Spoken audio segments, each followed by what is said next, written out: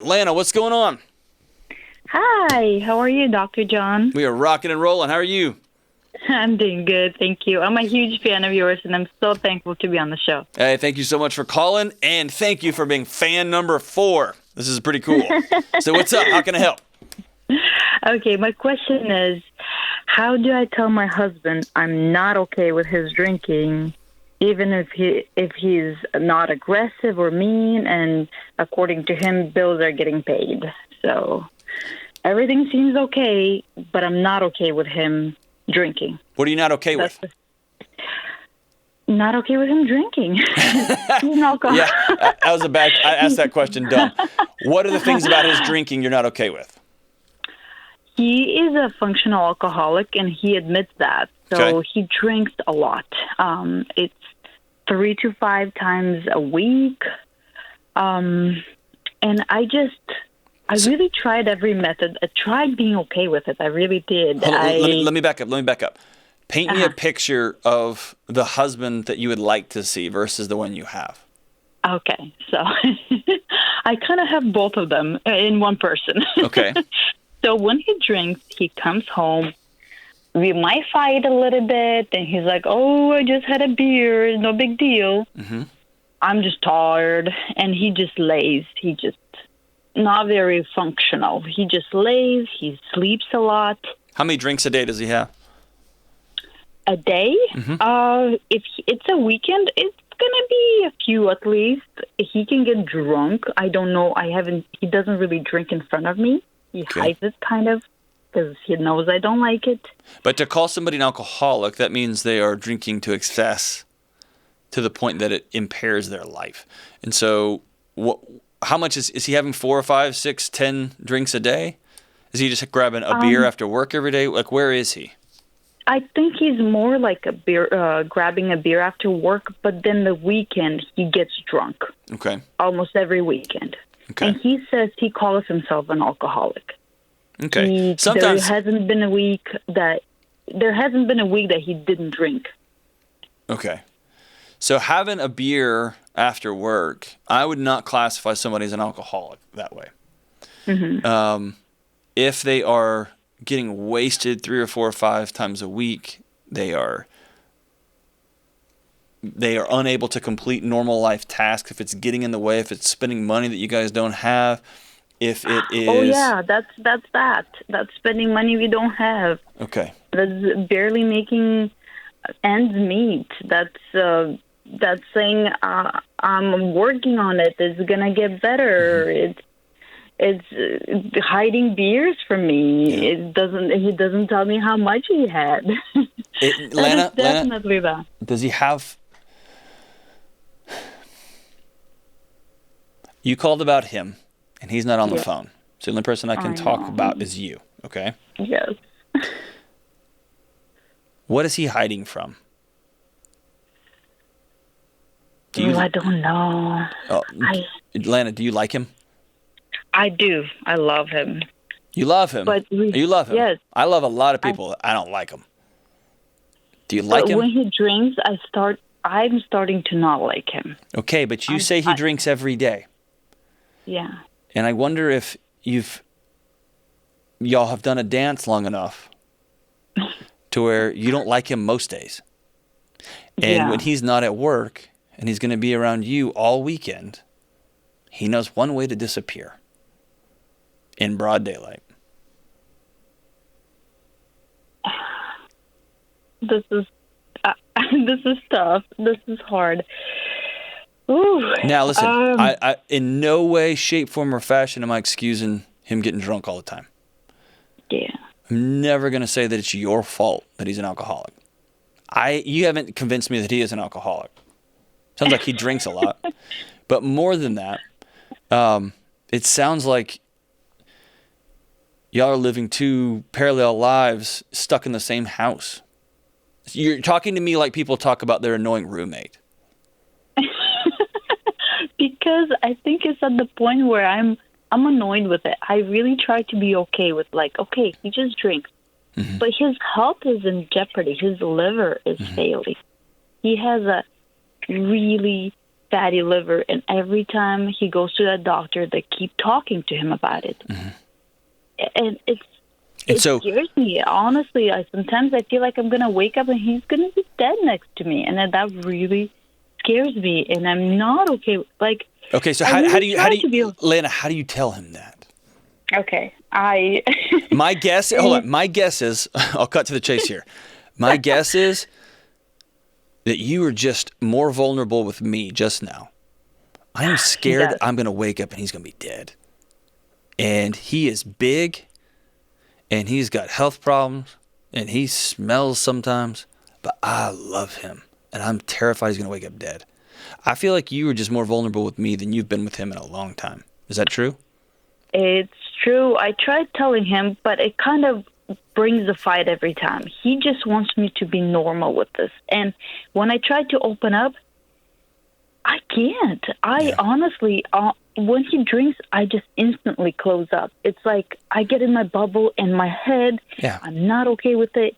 And then there are days when everything's fine and we talk and we laugh and I just fall in love with him again. I'm like, this is what I want. If he just didn't drink, he would be amazing. He would be perfect. but then I had to.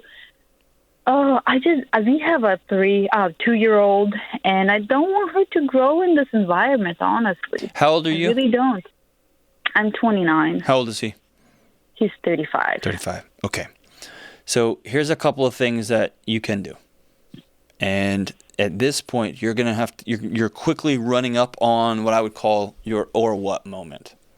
Okay? Yes, I'm already there. Okay. So you're there. Yeah, so I'm there. If you want to have this a conversation, you're going to have to be vulnerable, and you're going to have to go first. And being vulnerable means you're going to have to open yourself up to rejection and getting hurt. There is no other way around it. You cannot complain, whine, manipulate, punch, hide, whatever, your way to somebody's heart. It is not real. Okay? Yeah, true. The only way, and I am a 6'2", 200-pound Texas male, okay? It pains me to say what I'm saying out loud. Got it? Yes. The only way to truly be in a relationship with somebody is to be vulnerable with them. Is to say, I'm scared about this. Whatever this happens to be. The economy, our house, my job. In your case, I'm scared you're going to wake up dead. And it is perfect for a guy, not perfect, but it's common for a guy to roll over and be like, I'm going to be fine. You'll be better off if I was. And that's when you hold his beautiful face and say, I'm scared you're going to die. Okay. And some guys can't hear that. I couldn't hear that for a long, long time. And so, number one, I'm going to give you like 4 or 5 things, okay? Number one, never have this conversation when he's been drinking. Can't hear it. Yes, right? I tried it. It doesn't work. Never do, okay? Number two, know that his feelings are part of the problem. He's covering something up. And it may be 35 years old. It may be 30 years old. It may be a combination of things. It may be a whole host of traumas and challenges and all kinds of things you may not even know anything about.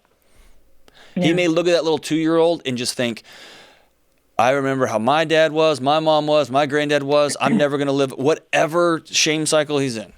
Know that feelings are part of the problem. That's what he's covering up, right?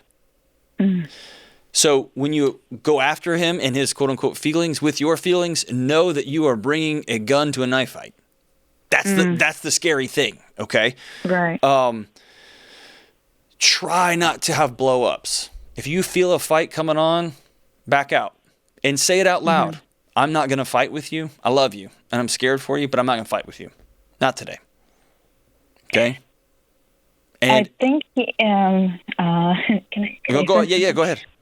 I think he was the first one. He's the sweetest person, honestly. Yeah.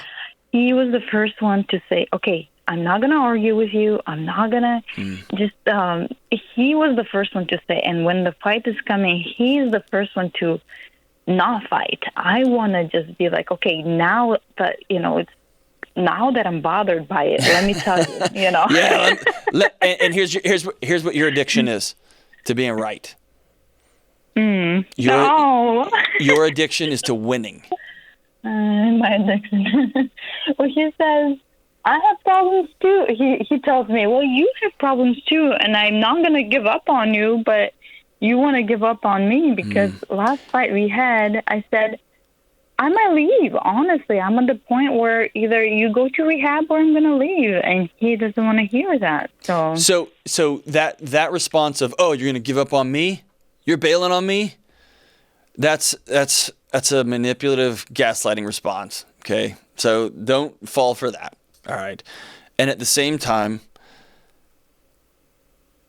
don't be addicted to being right. Don't be addicted to having fights. Don't be addicted to attacking, right? Be in this to solve this relationship challenge. Be in this to be vulnerable and to be open and let this guy know he's loved. And let him know that you are going to draw a line. And then you're going to have to decide what that line is. So here's what I want you to do. I want you to write him a letter. That way he can see it and read it and get really pissed off or get really vulnerable or really scared. But he can go back to it and he can go back to it. I want you to write a letter. Not one that's like, you keep and you keep and you keep. Not that kind of letter, Lana. I want it to be a letter that says, dear, sweetest husband, I love you. We have a baby. I want you to be around for a long, long time, and I'm really scared that you're not going to be. You're not mean, you're not unsafe, you're not abusive. But when you drink, you disappear. You check out, and I need you here. Your daughter, your son, we all need you here. And I'm worried about your health. I'm worried about your life. And I've got some things I got to work on too, because I'm addicted to being right. And I'm addicted to the fight. I'm addicted to trying to drag emotion out of you, kicking and screaming. And at some point, y'all both have to learn some new relationship tools, probably that neither of you learned in the relationships that were modeled for you. And let him know that you're committed to learning new ways to communicate. Sounds like you got a great guy, man, who's really struggling, who's really hiding. And it sounds like you're somebody who is so passionate and loves him and loves him and loves him. And you just want him to be loved and do the right things. And then y'all just get in this toxic dance and you're just burning a hole in the carpet. Pretty soon the house is going to burn down. So write him a letter. Tell him that you love him. Don't put your or what statement in this letter. But I want you to go get with somebody. I want you to go meet with a local counselor in your area. If you don't have a local counselor, I want you to go to betterhelp.com/Delony. And I want you to get online and find a counselor who will meet with you, talk through some of your relationship challenges. You learn some new skills so that you can address him. And I want you to really think deeply about your or what moment. What comes next? Because nagging and fighting and clawing and scratching aren't going to solve this. Vulnerability is the way forward, but there is come a line when you're in an abusive relationship, you're married to an addict, that you have to draw your or what line. Okay? And I want you to get some professional help with that. Okay? I'm so glad you called. I can tell you love him and you want him so bad. He deserves to hear how much you love him and how scared you are for his life.